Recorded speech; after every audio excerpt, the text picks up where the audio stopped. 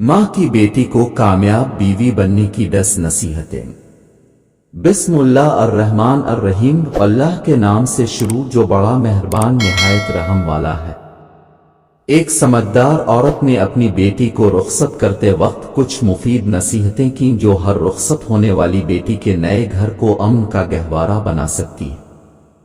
ए बेटी, तो एक दोस्त माहौल और वतन से दूर अजनबी माहौल में जा रही है जिसे तो जानती नहीं। एक ऐसे साथी के हाथ तुझे जाना है जिसके साथ तो मानूस नहीं। मेरी चंद बातें याद रखना। पहली बात, अपने शौहर के साथ कनात और सादगी से जिंदगी गुजारना। इसकी बात गौर से सुनना और इताअत करना, क्योंकि कनात में दिल को राहत पहुंचती है और इताअत व फरमाबरदारी में खावंद खुश होता है। दूसरी बात, कोशिश करना कि तुझसे खावंद की मर्जी के खिलाफ कोई बात सरजद ना हो। अगर गलती से हो भी जाए तो गलती की तलाफी की भरपूर कोशिश करना। तीसरी बात, खूब बनाव सिंगार करना, मगर सिर्फ अपने खावंद के लिए।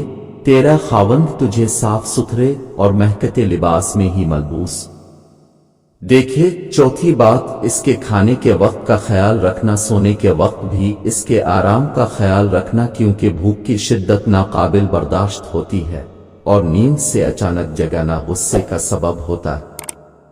हमेशा इसके माल की हिफाजत करना, यानी इसको अपना माल समझना और इसे सही जगह खर्च करना और फजूल खर्ची से बचते रहना।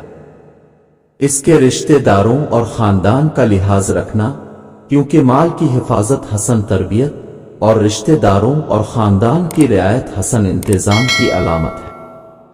इसके राजों को जाहिर मत करना, यानी घर की बात को घर तक रखना, बाहर किसी गैर से मत करना कि ये बातें तुम दोनों में जुदाई का सबब बन सकती हैं।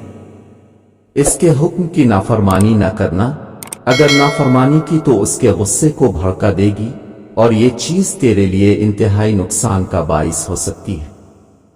तुझे अच्छी तरह मालूम होना चाहिए कि ये तमाम चीजें तो अपने खावंद से इस वक्त तक हासिल नहीं कर सकेगी जब तक कि तो तमाम मामलात में अपने खावंद की ख्वाहिश और रजा को अपनी मर्जी पर तरजीह ना दे।